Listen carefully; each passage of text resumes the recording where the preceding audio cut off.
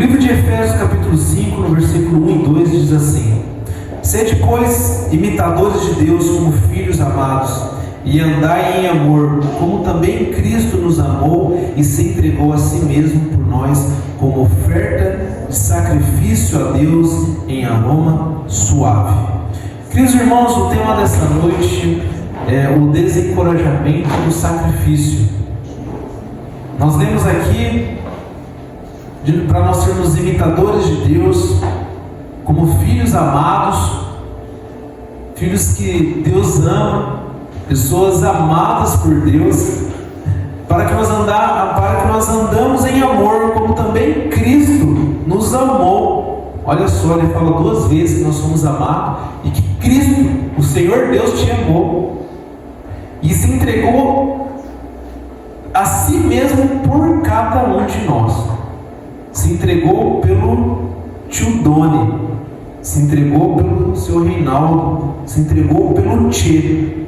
Você tem uma noção que você tem um Deus que se entregou por você? Como oferta e sacrifício a Deus em aroma suave.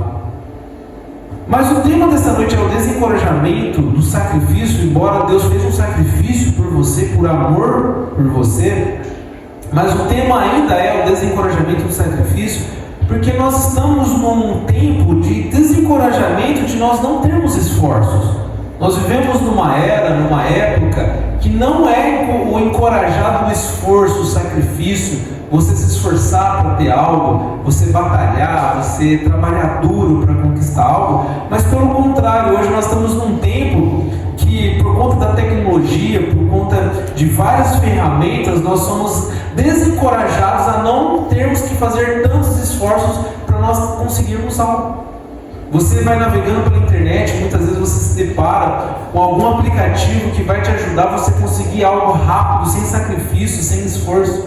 Contrate esse aplicativo e você vai poder ler vários livros sem esforço. Esse é o tema das propagandas de hoje em dia. Contrate isso para você não ter esforço para conseguir algo.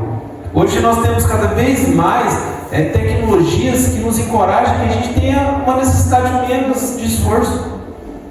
Nós vivemos a era da inteligência artificial, né? o chat GPT, essas coisas de inteligência artificial que hoje a gente não precisa se esforçar muito para criar algo, mas a própria tecnologia cria algo para a gente. Você digita alguma coisa, criar um livro com um tema tal, com esses capítulos, com essas imagens, e dá um enter. O computador, em frações de segundos, começa a criar algo para você e cria qualquer coisa que você quiser. Cria um poema para mim com um tema X, com tantas linhas, com tantas estrofes, e cria isso para mim, computador, e dá um enter, o computador começa a criar para você. Aplicativos que não remetem a você ter uma facilidade cada vez mais na vida. Hoje nós somos deparados, antigamente, para a gente fazer uma faculdade, a gente ia trabalhar o dia inteiro, no final do dia, muitas vezes pegar um ônibus, ir para uma outra cidade fazer um curso, muitas vezes se mudar de uma cidade, ou muitas vezes na sua própria cidade, trabalhar o dia inteiro, ir para a faculdade sem tomar banho, sem comer e estudar. Hoje nós temos curso EAD, nós podemos no conforto da nossa casa estudar o curso que a gente quiser espalhado pelo mundo, fazer o curso que a gente quiser, e muitas vezes nem isso a gente dá valor. E cada vez mais a tecnologia ela está fazendo que a gente não tem que fazer tanto esforço, a gente tenha a possibilidade de acelerar o tempo, correr. Isso está muito bem visto muitas vezes nos vídeos que a gente assiste, né? Hoje a gente tem uma ferramenta que ela pode acelerar os nossos vídeos, né? A gente assiste vídeo em 1x, 2x, 1x e meio. Ou seja, a gente se pega, eu não quero pagar o preço de ficar aqui ouvindo essa pessoa na velocidade original dela, mas eu quero acelerar o tempo. Eu não quero ter tanto esforço, eu quero fazer um curso, mas eu quero fazer um curso rápido. Eu quero fazer um curso eficiente, ágil. E eu coloco os cursos, eu coloco os vídeos, eu coloco os áudios hoje em 1x, 2x. A velocidade mais rápida desses vídeos, para que eu não tenha tanto esforço e tanto sacrifício para aprender algo. E nisso a gente vai acentuando a nossa ansiedade, a gente vai acelerando a nossa mentalidade, a gente vai deixando a nossa vida muito mais rápida, rápida, a nossa mentalidade muito mais ansiosa. A gente não tem mais a capacidade de esperar, de refletir, de ter aquele tempo para nós, de nós examinarmos. A gente não consegue nem mais ir no banheiro sem celular. A gente não consegue tomar um banho tranquilo sem um som de um vídeo falando nos nossos ouvidos. A gente não consegue parar para cozinhar e ouvir os nossos pensamentos, mas tem que ter alguém falando nos nossos ouvidos. A gente não consegue andar, entrar no carro sem ligar um som. A gente não consegue fazer uma viagem sem colocar um fone no ouvido e ouvir alguém preenchendo a nossa mente. Muitas vezes porque a nossa mente ela está tão rápida, ela está tão veloz, ela está tão cheia de coisa, ela está tão barulhenta, que a gente não consegue dar o tempo para o silêncio. A gente não tem mais o tempo do silêncio da nossa mente e examinar e autoexaminar os nossos pensamentos, as nossas motivações. E a gente quer tudo rápido, tudo pronto, tudo instantâneo.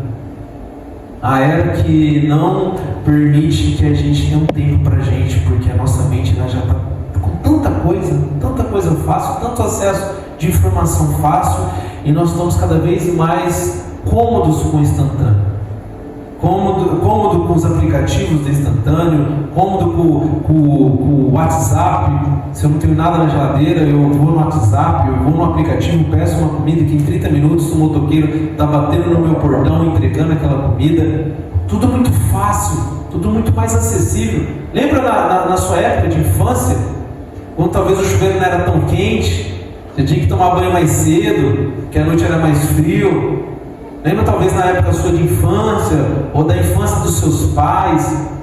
Não tinha tanto acesso a produtos de higiene, produtos de limpeza. A compra não era tão fácil, não era do conforto do seu celular. Você tinha que ir lá numa tenda, você tinha que ir lá numa... como que chamava? No armazém, comprar as coisas, muitas vezes longe. E preparar, você não tinha a lasanha pronta, a lasanha instantânea, você não tinha o lanche instantâneo, você tinha que preparar a massa, você tinha que preparar o molho, você tinha um sacrifício, você tinha um esforço maior das coisas. Não que isso seja ruim, não que a facilidade da tecnologia seja ruim, mas com tantas coisas, com tantas facilidades, e acentuada ainda com países muitas vezes subdesenvolvidos, com o terceiro mundo, com encorajamento do social, encorajamento que talvez você não precisa nem trabalhar tanto, que o governo vai te dar, com a custa de quem trabalha. Hoje, se nós formos analisar o que o Sudeste e o Sul produz, ele é distribuído para o Norte e Nordeste do nosso país. Porque nós somos encorajados a cada vez mais a não termos o esforço nem de trabalhar, porque o governo vai te dar o que você precisa. O governo vai te dar uma bolsa, o governo vai te dar uma cesta básica, o governo vai te dar um leite, o governo vai te dar uma saúde, mesmo que seja precária, mesmo que seja bem mais ou menos. Mas a gente está tão acostumado a não se esforçar por algo melhor que a gente aceita essas coisas. A gente se contenta com a saúde que a gente tem, a gente se contenta com a bolsa que a gente tem, a gente se contenta com a educação que a gente recebe, porque na verdade a gente não quer fazer um esforço maior, porque a gente cada vez mais está encorajado a não termos mais sacrifício, não termos mais que se esforçarmos tanto, diferente de outras épocas. Mas é claro que, volto a dizer que o problema não está na tecnologia, mas é um ponto de atenção para nós refletirmos que nós podemos cair na tentação que no Evangelho a gente também não precisa ter um esforço. Nós podemos cair numa tentação que o Evangelho, a vida cristã, ela não requer um sacrifício. Nós podemos cair nessa tentação que ela transcende a vida evangélica. Ela transcende essa sedução da facilidade do mundo, da agilidade do mundo. Ela transcende as paredes do cristianismo e ela entra nos púlpitos atuais das vidas cristãs e ela se torna num título de pregação onde você consegue ser um sacrifício. O sacrifício que você precisa ter é você louvar a Deus, você acreditar em Deus e você ter fé que você vai receber algo. Que você vai ser o grande benfeitor e você vai ser o objeto de receber um resultado de algo muito maior para você. Isso essa teoria que a gente não precisa sacrificar, mas o Evangelho ele passa a ser um grande um grande ofertante das nossas vidas, ele transcendeu as paredes do cristianismo e tomou conta das nossas vidas, que você pode, você consegue. Muito mais os cultos, não da razão, mas os cultos da emoção. Muitas vezes nós gostamos de nos apoiarmos no conforto da emoção do que nós vivermos o sacrifício da razão. Nós gostamos da atmosfera da emoção, daquele momento do sentimentalismo, aquela atmosfera de adoração que vai massagear o nosso ego, que nós possamos receber. Isso é muitas vezes mais confortável, nós vivermos uma adoração da emoção, que muitas vezes ela está muito mais concentrada nisso, do que nós vivermos uma adoração da razão. Aquela adoração que o Evangelho, muitas vezes, do que você pode, do que você consegue, do que nada vai te faltar, do que você pode receber, que você vai ser abençoado, que você vai ter bênçãos, que a sua vida vai ser maravilhosa se você for fiel a Deus, que você não vai ter sacrifícios e esforço na sua vida. Muitas vezes na Bíblia, ela é pautada não por essa emoção, mas ela é pautada pela razão do sacrifício. Onde a própria Bíblia ela fala, agora não rouba mais, agora você trabalha. Trabalhe para que você possa ser uma bênção na vida de outras pessoas, de outros necessitados. Agora, se você falava algumas coisas, se você pensava algumas coisas, agora você vai ter que mudar a sua fala. Não sai da sua boca nenhuma palavra torpe. Não fale nenhuma calúnia, nada para você não edificar o seu irmão.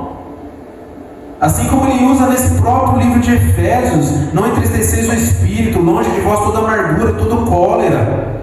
Aquele que furtava não furte mais, irai-vos, mas não pecar. Por isso deixando a mentira, não pode mais mentir, falando cada um a verdade.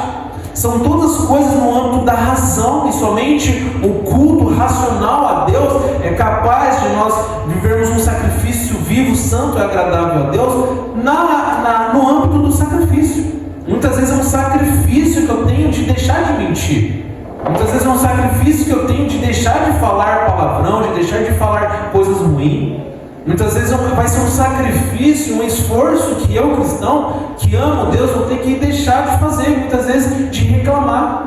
Deixar de reclamar vai ser um âmbito da razão, de nós nos esforçarmos e fazermos sacrifício para nós sermos uns cristãos melhores para Deus, baseado no que Ele já fez e não baseado no que eu posso receber. Porque hoje nós somos seduzidos. Hoje é muito mais encorajado pelas seduções do mundo, através do que é pregado nas próprias igrejas hoje. Nós somos seduzidos a receber de oferta aquilo que o sedutor do mundo pode te oferecer. Nós somos seduzidos a não vivermos pelos esforços para receber o que o sedutor do mundo pode entregar. Muitas vezes um conforto, muitas vezes uma casa melhor, muitas vezes nós somos encorajados e motivados a frequentar a vida cristã baseada na saúde que eu posso ter melhor, baseado nos contratos que eu posso ter melhor, baseados nos recursos que eu posso ter melhor, sendo que a Bíblia diz que o dragão, a antiga serpente, ele dá o nome, o diabo, Satanás, o que está escrito lá em Apocalipse capítulo 12, versículo 9. O dragão, a antiga serpente, que é conhecido como diabo, Satanás, o sedutor do mundo.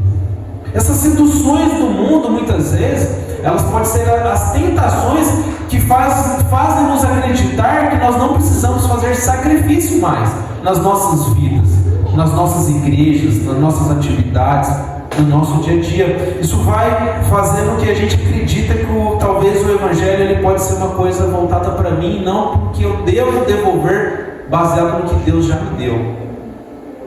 Por isso a carta de Efésios, que nós estamos aqui, irmão, ela é uma das cartas mais impessoais que existe. Você vê outras cartas, você vê cartas para Romanos, carta para Timóteo, a carta para Colossenses, a carta para Coríntios. São assuntos, muitas vezes, pautados para aquele povo.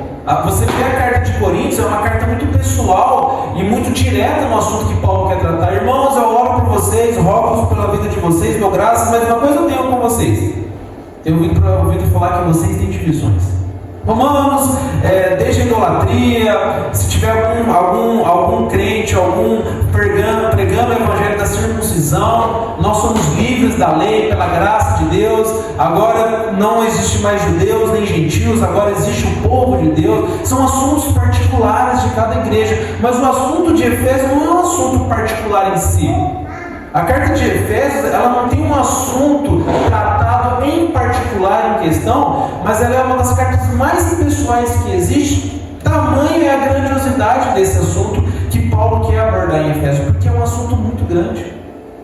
O que Paulo está querendo abordar em Efésios é a grandiosidade da graça de Deus, é a grandiosidade da existência de cada pessoa que mora em Éfeso. Por isso que em alguns manuscritos mais antigos, a palavra Éfeso ela nem é mencionada. E por isso que a carta de Efésios, o próprio apóstolo Paulo falou, essa carta você lê lá em Laodiceia também, tá? Não leia ela só em Éfeso não, porque o assunto é para todo mundo. O assunto ele é muito abrangente, ele é para nós muito atual, nas nossas vidas hoje. Porque o assunto da carta de Efésios é um assunto da grandiosidade da glória de Deus e a grandiosidade da sua existência. Bendito Deus Pai do nosso Senhor Jesus Cristo, que nos abençoou com toda sorte de bênçãos espirituais nas regiões celestiais em Cristo, pois nos predestinou para Ele antes da fundação do mundo para sermos santos e irrepreensíveis perante Ele em amor, e nos doou para Ele como adoção de filhos, para o louvor da glória do seu amado. É uma carta que traz um assunto muito grande, que lhe requer um entendimento e uma concentração, que se você entender o que o apóstolo Paulo está querendo dizer, o que Deus fez por você, você enxerga tudo de uma forma completamente diferente. É uma questão muito maior, é uma questão muito grande, assim como ele diz em Efésios 5:21, num simples versículo, ele diz assim, para nós começarmos a entender o que a carta de Paulo diz em Efésios. Ele diz assim no capítulo 5:21 de Efésios: sujeitando-vos uns aos outros no temor de Cristo. Ou seja, ele finaliza esse capítulo 5, que é uma consequência do capítulo 4, do capítulo 3 e do capítulo 1, que fala sobre isso. Bendito seja o Deus Pai do nosso Senhor Jesus Cristo, que nos abençoou nas regiões celestiais em Cristo. E ele finaliza esse primeiro assunto, sujeitando-nos uns aos outros no temor de Cristo. E por isso depois ele fala, as mulheres façam isso, os homens façam isso. Mas o que de fato significa esse versículo tão curto, sujeitando-vos uns aos outros no temor de Cristo? E não é simplesmente sujeitando-vos uns aos outros. O que Paulo está querendo dizer, sujeitando-vos uns aos outros, é você estar disposto a viver em sacrifício um pelo outro, mas no temor de Cristo.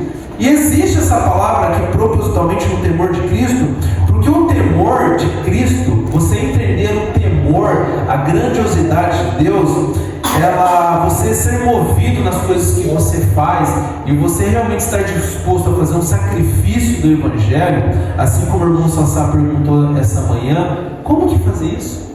É difícil fazer isso. Nós só podemos viver esse sacrifício de sujeitar uns aos outros no temor do Senhor.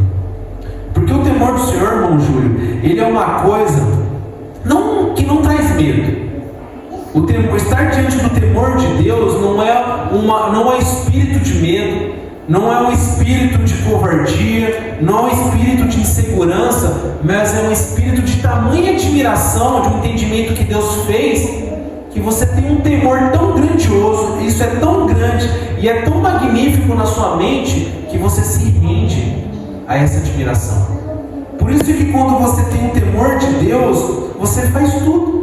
Você se sacrifica, porque o que nós precisamos entender para nós sermos encorajados a nós termos sacrifício é justamente o temor de Deus. O temor de Deus, para nós entendermos, é como se nós estivéssemos diante de uma coisa tão grande, tão esplêndida, que vai além do nosso entendimento, que isso vai nos mover a fazer um sacrifício.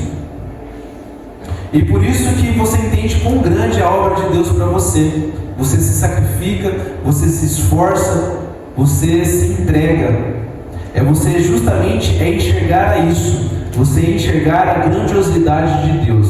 Eu queria te convidar nessa noite a você entender a grandiosidade de Deus na sua vida, e mais do que isso, eu quero te contar que é o mais difícil. Talvez é uma coisa que a gente nunca fez de uma forma tão profunda, é você entender a grandiosidade da sua vida. Você entender a grandiosidade que você tem para Deus. Às vezes a gente não tem essa noção. A gente não tem uma noção de quão especial nós somos para Deus. Eu queria te convidar nisso.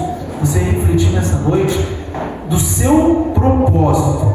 Você entender o que Deus espera de você. Não somente da sua atividade que você tem que fazer amanhã, não dos seus compromissos, das suas responsabilidades amanhã, na terça, trabalhar, acordar cedo, resolver alguma coisa, pagar um boleto, resolver alguns problemas, enfim, ajudar alguém, mas o que de fato Deus tem esperado de você.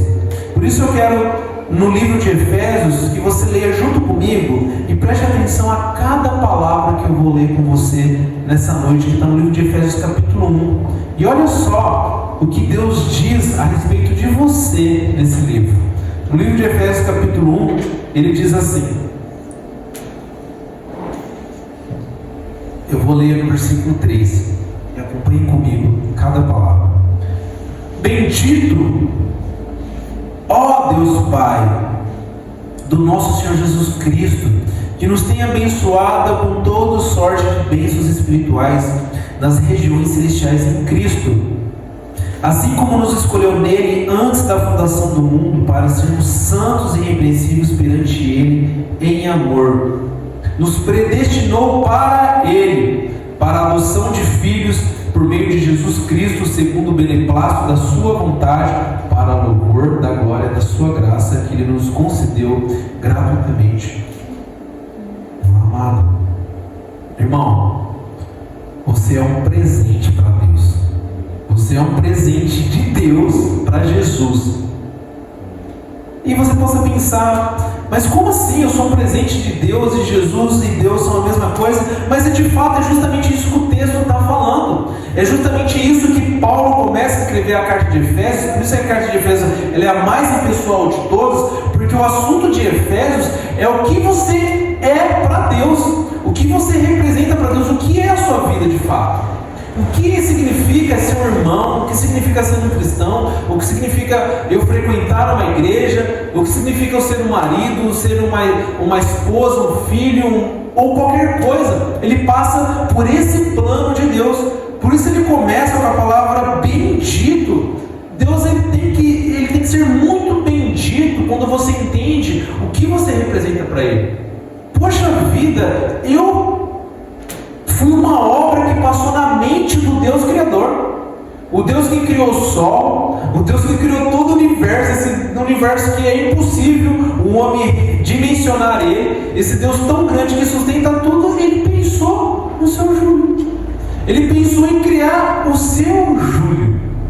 Particularmente, esse Deus do universo, ele é bendito por isso. Quando você pensa que esse Deus grandioso, ele pensou particularmente na Maria, em cada célula dela, em cada cor do cabelo, em cada parte do seu corpo, em cada mania sua, cada estrutura, cada dom, cada perfil seu, esse Deus ele parou para pensar em você. Não tem como esse Deus não ser bendito por nós.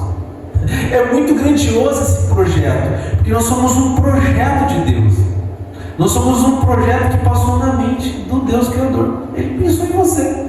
Como que seria cada parte da sua vida, os seus planos? Ele te consagrou. Ele fala, a Fátima vai ser isso. Ela vai ser a mãe dessas pessoas. Ela vai ter esse perfil. Ela vai morar nesse lugar. Ela vai passar por esses desafios. Ela vai passar por essas provações. Em determinado momento vai acontecer isso. Em determinado momento vai acontecer aquilo. E se ela me obedecer, e se ela quiser, ela vai ser abençoada, porque ela vai ser um projeto de Deus. Ela é o meu projeto. Por isso que Deus, Pai do nosso Senhor Jesus Cristo, que nos tem abençoado com toda a sorte de bênçãos espirituais nas regiões celestiais em Cristo. Essa é a maior bênção. Bendito Deus do nosso Pai que nos tem abençoado nas regiões celestiais. Irmãos, você é uma bênção. Não a bênção da saúde, não a bênção do boleto pago, não as bênçãos da cura, não as bênçãos do que eu posso receber, do meu marido está bem, da minha esposa está bem, do casamento está bem, mas a sua bênção é Deus ter pensado em você. Isso é a maior bênção. Nós somos abençoados pelo simples fato de nós termos passado na mente de Deus e Deus ter pensado em nós. Isso é muito maior do que você tem hoje. Isso é muito maior do que você pode projetar para essa igreja, do que essa igreja pode conquistar, do que essa igreja pode evangelizar, do que você pode conquistar na sua vida, de filhos, netos, recursos. Isso é muito maior do que seu esposo, que o seu marido. Isso é muito maior que o seu casamento. O fato de Deus ter te criado e ter te abençoado nas regiões celestiais em Cristo, com toda a sorte de bênçãos espirituais, é muito maior do que tudo isso. É muito maior do que a bênção do seu casamento. Seu marido está te tratando bem, né? Eu me encontro de casal, seu marido está carinhoso com você, está te abraçando, sua esposa está bem. Você tem bênção muito maior do que isso. Não que isso não seja uma bênção, mas o seu marido está correspondendo. É isso que te alegra? É isso que te alegra? A sua esposa está bem? É isso que te alegra? A sua vida está tudo certo? O seu filho está com saúde? As coisas estão andando bem? Tivemos uma atividade legal? Tivemos uma semana legal? É isso que é uma bênção para a gente? Mas a sua bênção, muito maior do que isso, é Deus ter pensado em criar você. É uma bênção enorme na sua vida você ter sido um projeto de Deus. Muitas vezes isso não impacta a gente. E é o de fato aconteceu. O Deus do universo parou. Agora eu vou criar a irmã Lourdes. Mas muito antes. Como que é o nome da sua mãe, irmã Lourdes? Muito mais que a dona Ana. Muito mais antes que a dona Ana. Muito mais do que sua mãe pensou em você. Deus pensou em você antes da fundação do mundo. Bendito o Deus do nosso Pai, Senhor Jesus Cristo, que nos tem abençoado nas regiões celestiais em Cristo e nos predestinou para Ele antes da fundação do mundo. Antes da fundação do mundo. Deus diz para Jeremias: Jeremias, antes que eu te formasse no ventre materno, eu te designei para profeta. Antes que você saísse do madre da sua mãe, eu te consagrei como profeta. Antes que eu te formasse no ventre materno, eu pensei em ti. E Deus pensou em ti, Deus projetou você, Deus, Ele sonhou com você, Deus, Ele imaginou você antes da sua mãe. Antes da sua mãe sonhar com você, sonhar com como que você seria, Deus, Ele já tinha sonhado e projetado tudo. Por mais que talvez você não tenha tido uma boa mãe, um bom pai, talvez você não tenha a oportunidade de viver tanto tempo com seu pai, com a sua mãe, Deus pensou em você antes da fundação do mundo. Ele projetou você. Ele sonhou com seus detalhes. Ele sonhou antes da sua mãe, antes do seu pai. Ele criou você e você passou na mente de Jesus. Isso é a maior grandiosidade que nós possamos pensar. Poxa vida, eu fui um projeto de Deus. Isso é um temor. Isso é grandiosidade. Isso faz com que nós possamos estar diante desse versículo e nós possamos sujeitar-nos uns aos outros no temor de Cristo, porque só a visão, somente a análise disso, da grandiosidade que nós somos para Deus, que Deus pensou em criarmos nós, para nós sermos para Jesus, sermos um presente de Jesus, isso faz que as coisas sejam grandiosas. Isso faz nós termos temor. Poxa vida, isso é muito grande, é um projeto muito grande. Isso faz com que você, assim como está no versículo 5:21, que você respeite o seu marido. Isso faz com que você ame a sua esposa, saber que você é um projeto de Deus.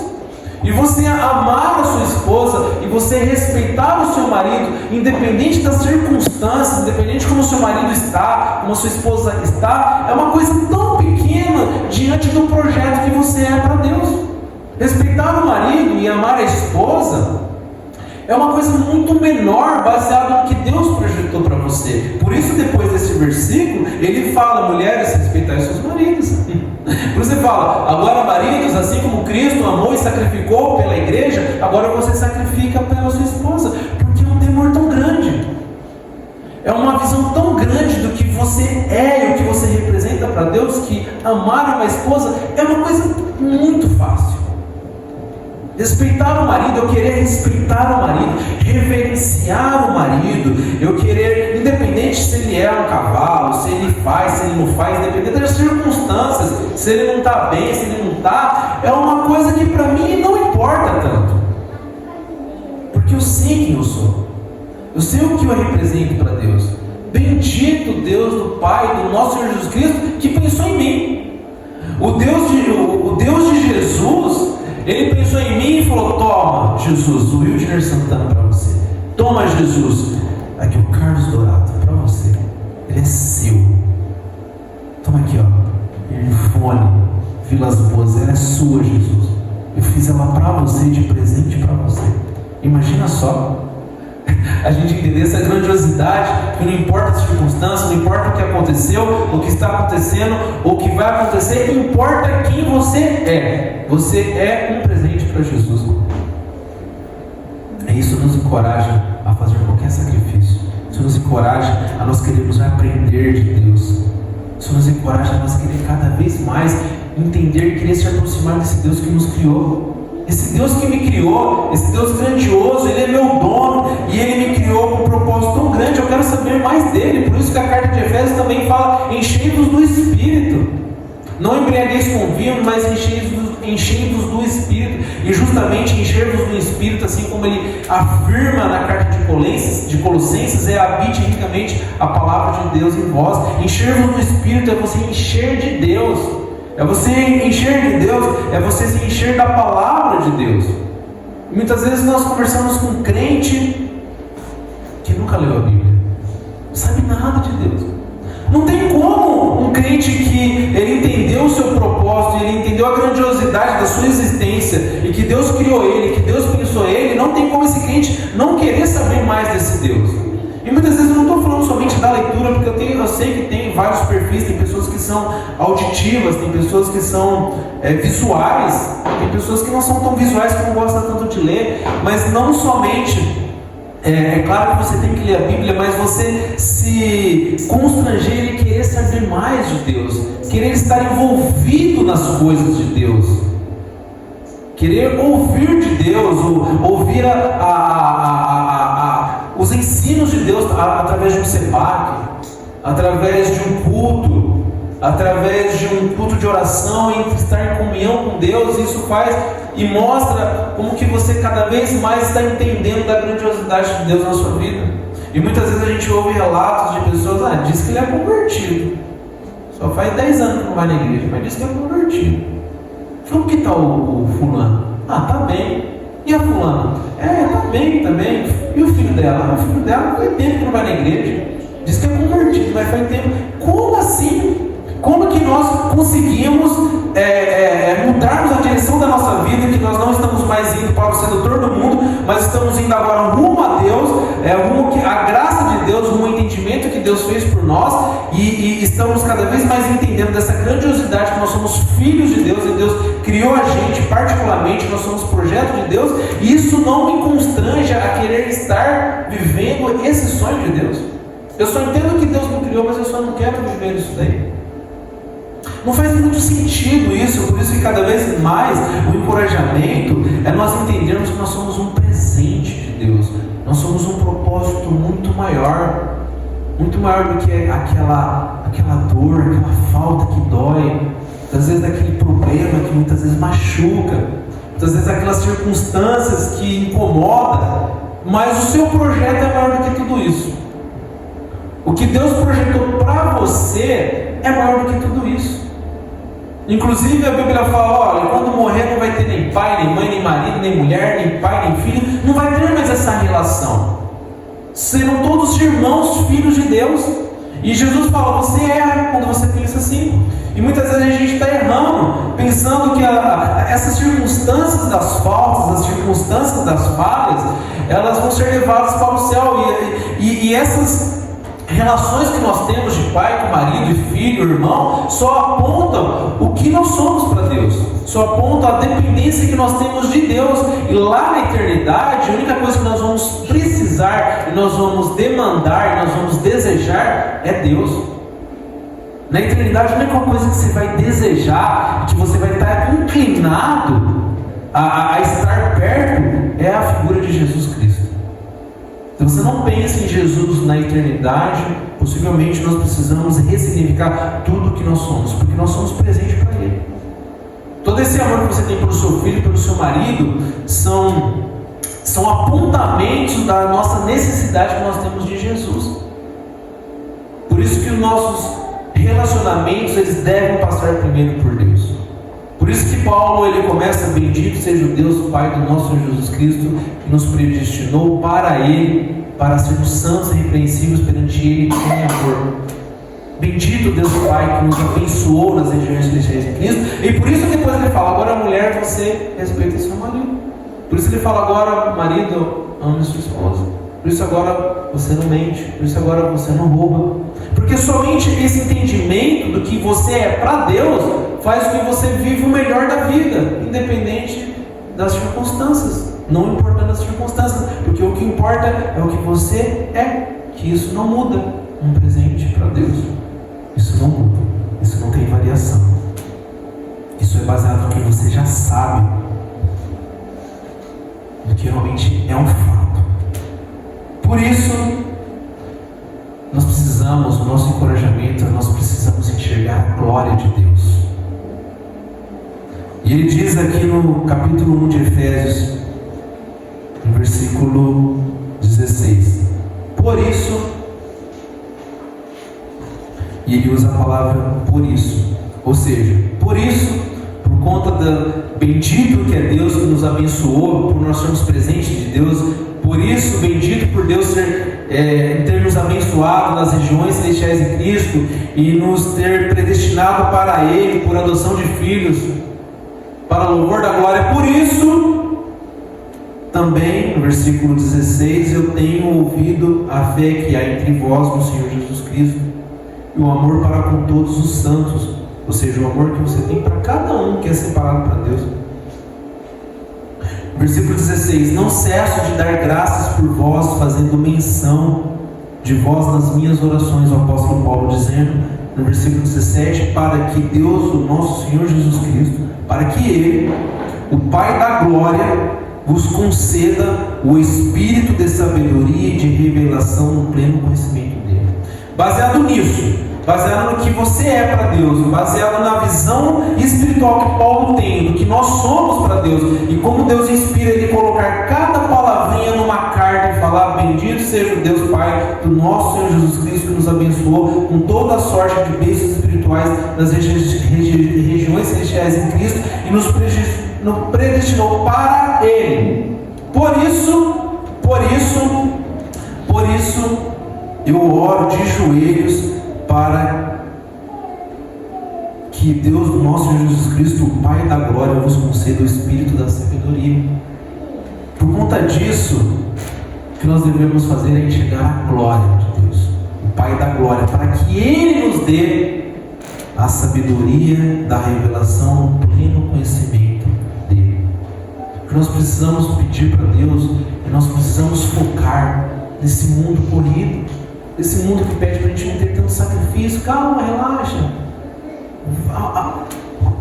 faça as coisas mais rápidas, não precisa se importar. A tecnologia vai te trazer as coisas sem sacrifício. No meio de toda essa tentação, Deus ele fala para você parar um pouco e você começar a enxergar a glória de Deus. Nós enxergarmos o que representa a glória de Deus nas nossas vidas hoje, aqui em Garça, na Igreja Batista do Centro de Garça. A glória de Deus é manifestada. Você está vivo, você tem uma faculdade mental, você está pensando, você só tem isso. porque Deus pensou em você, porque Deus criou. Não tem a ver com uma cidade grande, cidade pequena, um prédio grande, um prédio pequeno, não tem a ver com nada com a mão dos homens, tem a ver com o que você é, projeto de Deus, não importa o lugar. Pode ser lá num casebrinho de uma igreja no interior da África do Sul, ou no interior do Timor-Leste, ou no interior das matas da Amazônia, numa tribo de índio. O fato é que nós somos criados para a glória de Deus, e o que nós precisamos é isso. O desejo de Paulo é que nós enxergamos essa grandiosidade do nosso projeto. Diferente muitas vezes das pregações atuais, o Senhor é meu pastor e nada me faltará. Na verdade, isso é uma dificuldade da tradução da linguagem portuguesa, na tentativa de preencher algo onde nos escritos originais diz: o Senhor é meu pastor e Ele não faltará. O Senhor é meu pastor e nada me faltará. É algo muitas vezes pregado hoje, que você não vai ter falta de nada nesse mundo. Mas muitas vezes o cristão passa por alguma falta. Muitas vezes falta a saúde, muitas vezes falta o dinheiro, muitas vezes falta uma pessoa, muitas vezes falta alguma coisa. Mas o que não falta é Ele. O Senhor é meu pastor e Ele não faltará. É porque o fato de você ser para Deus, isso nunca vai mudar. O fato de você ter sido criado para a glória de Deus, isso não muda. Basta nós entendermos isso, basta nós enxergarmos isso que o apóstolo Paulo ele está falando, diferente de atividades, diferente de ser, como que você pode corresponder nas demandas das atividades cristão e da igreja, que isso pode te proporcionar, como que você pode desempenhar as suas atividades baseado no que você pode receber, mas diferente disso é como que você vai viver baseado no que você já recebeu, que é a glória de Deus através da sua existência. Deus pensar em você, projetar você para a glória de Deus. É só isso que faz você, Sassá, conforme nós tentamos receber. Como que eu faço isso? Não é tão fácil, né, sacrificar pelos irmãos. Não é tão fácil nós sujeitarmos uns aos outros no temor de Cristo. É somente essa visão da glória de Deus na minha vida, das regiões celestiais que já me abençoou, que faz eu me sacrificar, baseado nesse temor que me faz eu, muitas vezes, doar a vida, que faz eu ter relatos de vários e vários mártires que doaram a sua vida em carne e sangue, muitas vezes, em sacrifício, louvando, entoando hinos e cânticos a esse Deus bendito, que criou aquelas pessoas prestes a morrerem, prestes a serem assassinadas, prestes a serem jogadas em caldeirões ferventes, a serem consumidas, estranguladas, serem torturadas até a morte, mas contudo, bendizendo a esse Deus glorioso, porque sabiam e sabem o que elas são, o projeto de Deus, a glória de Deus.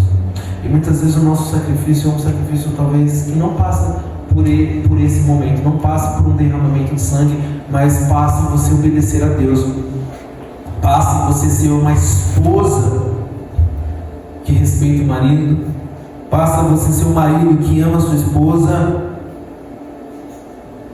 independente das instabilidades das circunstâncias da situação. Porque uma coisa que não é estável, uma coisa que não é circunstancial, é o que você é, o que Deus pensou. Porque Ele diz: eu sou Deus e eu não mudo. Ele criou você para a glória de Deus e ponto final. Você foi criado para a glória de Deus, para glorificar a Deus. A única coisa que Deus pensou quando Ele criou a Gigi, a única coisa que Deus pensou quando criou Estevão, quando Ele criou você, a única coisa que veio na mente de Deus, não mais nada e nem menos, segundo o texto, é que você foi feito para glorificar a Deus. Nada mais disso e nada menos disso. A única coisa que passou na mente de Deus quando Ele criou o Márcio, o Sassá, a Carla Roque, é para a glória de Deus, para o louvor da sua glória. Isso não muda, isso não vai mudar. As circunstâncias do comportamento do seu marido podem mudar, da sua esposa pode mudar, da igreja, do pastor, da vida, do mundo, da guerra, se vai ter, se não vai ter. Todas as circunstâncias podem mudar, mas uma coisa não muda, que você foi feito para a glória de Deus. E você pode obedecer, baseado nessa visão, obedecer a Deus a todo momento. Por isso, ele diz, para encerrar no capítulo 3, no versículo 18, eu quero deixar o encerramento com esse encorajamento de Paulo. Eu vou ler a partir do versículo 14 para a gente entrar no contexto, porque ele também fala, no versículo 14 do capítulo 13. Por esta causa, ou seja, por Deus ser bendito, nos termos abençoado nas regiões celestiais em Cristo, antes da fundação do mundo, por sermos santos e irrepreensíveis para Ele, para a adoção de filhos para Ele, antes da fundação do mundo, por esta causa, no versículo 14, por causa disso, me ponho de joelhos diante do Pai, de quem toma o nome toda a família, tanto no céu como sobre a terra, para que, segundo a riqueza da sua glória, vos conceda que sejais fortalecidos com poder mediante o seu Espírito no homem interior. E assim habite Cristo no vosso coração pela fé, estando vós arraigados e alicerçados em amor, a fim de poder compreender com todos os santos qual a largura, o comprimento e a altura e profundidade, e o conhecer o amor de Cristo, que excede todo o entendimento, para que sejais tomados de toda a plenitude de Deus. Esse é o desejo do apóstolo Paulo, que é o desejo de Deus.